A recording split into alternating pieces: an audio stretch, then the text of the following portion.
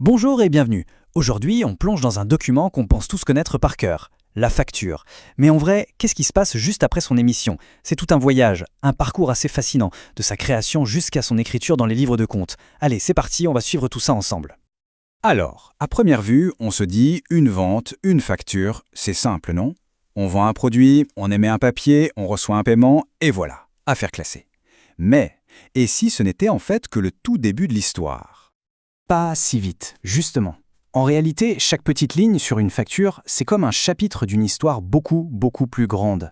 C'est le résultat de négociations, c'est le reflet d'impôts, de flux financiers, bref, tout un monde qui prend vie dans la comptabilité. Bon, on va voir ça comme un puzzle. Un puzzle de la facturation. Prêt à assembler les pièces? La toute première, c'est vraiment la base de tout. C'est par là qu'on doit commencer. Ok, alors cette fameuse première pièce du puzzle, c'est le montant brut. C'est vraiment le point de départ, le prix de base, celui sur lequel tout le reste va venir se greffer. Prenons un exemple tout simple. On vend 100 articles à 10 dirhams l'unité. Hop, le montant brut, c'est 1000 dirhams. Facile, non? Ça, c'est notre fondation. Voilà, on a notre base. Et c'est là que ça commence à devenir intéressant. On passe aux réductions. C'est le moment où on va commencer à soustraire. Les chiffres vont se mettre à baisser. Alors attention, il faut bien distinguer deux grandes familles de réductions. D'un côté, on a les réductions commerciales. Pensez à un rabais, une remise pour fidélité, ce genre de choses. De l'autre, la réduction financière. C'est l'escompte qu'on accorde pour un paiement rapide. La grosse différence entre les deux, eh bien, elles ne se calculent pas sur la même base et surtout, leur traitement en compta est radicalement différent. Regardez bien cette logique, c'est comme un entonnoir. On part tout en haut du montant brut. Ensuite, première étape, on enlève les réductions commerciales. Ça nous donne le net commercial, et là, attention, c'est un point clé, c'est uniquement sur ce net commercial qu'on va pouvoir calculer l'escompte. Et une fois qu'on a retiré l'escompte, on arrive au net financier. C'est une cascade, chaque étape est super importante. Bon, on a soustrait des choses, mais ce n'est pas fini. Maintenant, on va ajouter. Et oui, la facture n'est pas encore terminée. Il manque encore quelques éléments, et pas des moindres, pour arriver au total final. Et l'élément le plus célèbre qu'on ajoute, c'est évidemment la TVA. Mais alors là, attention, il y a un point absolument crucial à comprendre. L'entreprise ne fait que collecter cet argent pour l'État. Ce n'est pas son revenu, jamais. C'est une dette qu'elle a envers l'État, et ce, dès la première seconde de la transaction. D'ailleurs, pour illustrer, au Maroc par exemple, il n'y a pas qu'un seul taux de TVA. On voit bien ici qu'il y en a plusieurs. Le plus courant, c'est le taux normal de 20%. Mais il y a aussi des taux réduits, plus bas, pour certains services comme le transport, ou pour des produits jugés essentiels comme les fournitures scolaires. Et la TVA, ce n'est pas la seule chose qu'on peut ajouter. On peut aussi trouver des frais de transport, par exemple, si c'est le vendeur qui s'occupe de la livraison. Ou encore, des frais pour des emballages consignés, vous savez, ce que le client doit rendre pour récupérer une somme. Et voilà, on y est arrivé. Après avoir soustrait les réductions, ajouté la TVA et les autres frais, on obtient enfin le fameux net à payer. Ça, c'est le montant final, la somme exacte que le client doit sortir de sa poche. Notre puzzle de la facture est maintenant complet. Mais l'histoire, elle, est encore loin d'être finie. Maintenant, on entre dans la deuxième partie de notre histoire, la magie de l'écriture comptable. C'est un peu un jeu de miroir.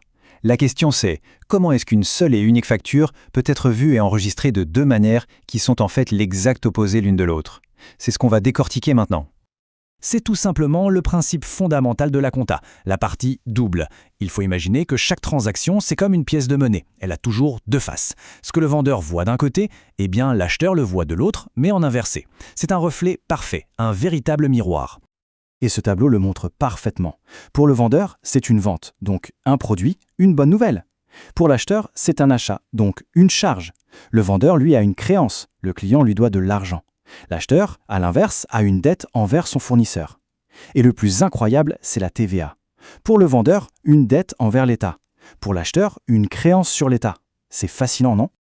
Voilà, cette idée, il faut vraiment la graver dans le marbre. Pour le vendeur, la TVA, c'est une dette. Pour l'acheteur, la TVA, c'est une créance.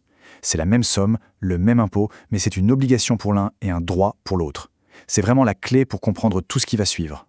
Et maintenant, regardons comment ça se traduit concrètement en écriture comptable. C'est là qu'on voit le miroir en action. D'un côté, chez le vendeur, on débite le compte client. De l'autre, chez l'acheteur, on crédite le compte fournisseur. C'est la même somme, mais en miroir. Pareil pour les ventes qui deviennent des achats. Et surtout, la TVA facturée, la dette, fait face à la TVA récupérable, la créance. La symétrie est juste parfaite. Allez, on arrive à la dernière étape de ce voyage, la fameuse mission TVA. Maintenant que le vendeur a joué son rôle de collecteur d'impôts pour l'État, eh bien il est temps de rendre cet argent. C'est le moment de faire sa déclaration et de payer. Pour que ce soit bien clair, prenons un cas pratique. L'entreprise MRP, pour le mois de février. Elle a facturé, et donc collecté, 100 000 € de TVA sur toutes ses ventes. Mais attention, elle a aussi payé de la TVA sur ses propres achats. Et en plus, elle avait un petit crédit de TVA du mois de janvier. Alors la question est, combien va-t-elle réellement devoir payer à l'État ? En fait, le calcul est assez logique. On part de toute la TVA que l'entreprise a collectée, les 100 000. De ça, on va déduire toute la TVA qu'elle peut récupérer. On n'oublie pas non plus de déduire le crédit qu'elle avait du mois d'avant, et le résultat de cette soustraction, eh bien c'est la TVA due à l'État. Pour notre exemple, ça donne 38 000 €. Et voilà l'écriture comptable qui résume tout ça. À la fin du mois, on débite le compte de TVA facturé pour le mettre à zéro. Et on crédite les comptes de TVA récupérables pour les solder aussi. La différence, cette fameuse dette de 38 000, on la met dans un compte d'attente, état TVA dû. En gros, on fait le ménage. Les compteurs sont remis à zéro pour le mois suivant. Et pour finir, le grand final. Le mois d'après, l'entreprise fait son virement de 38 000 € à l'administration fiscale. Le compte bancaire baisse, la dette dans l'état TVA dû est soldée. C'est bon. La mission est terminée, la boucle est enfin bouclée. Donc, la prochaine fois qu'une facture vous passera entre les mains, rappelez-vous qu'elle est bien plus qu'un simple bout de papier. C'est vraiment le script d'une histoire financière, avec deux narrateurs principaux, le vendeur et l'acheteur, et un personnage central, l'État.